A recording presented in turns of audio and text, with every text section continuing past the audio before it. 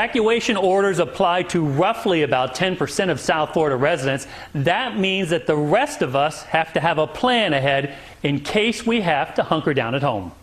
CBS4 Meteorologist Dave Warren reports on what these folks need to know to prepare for a hurricane in a pandemic.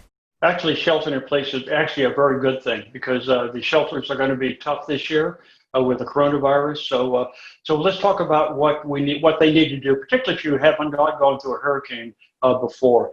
Your basic supplies. You make sure you have a first aid kit. Make sure you have. We used to say 3-day supply of food and water, but actually now we're talking about probably a week's supply of food and water in your house.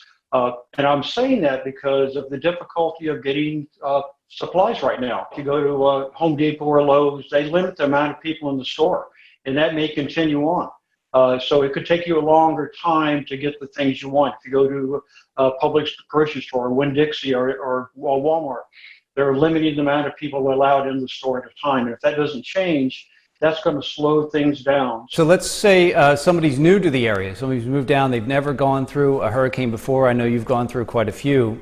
What's something that they can expect as the forecasts start coming in and it looks like it's targeting the area? Well, if you're sheltered in your home, you're pretty much going to be stuck there. One, there's probably not going to be any power for several days, sometimes a couple of weeks, like we've seen in some hurricanes. The roads will be blocked with tree debris down, with power lines down, other types of debris in the street. I know you were here for Hurricane Andrew. Building up the supplies, a lot of people might think that's to deal with the hurricane, but is actually for the periods that are following the hurricane. What is the aftermath like? It's the aftermath where we have the majority of our injuries.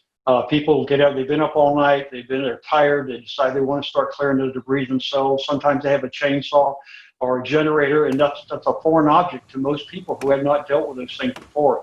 And people fall off the roofs, they slip and fall, they cut themselves. They need to be very, very careful.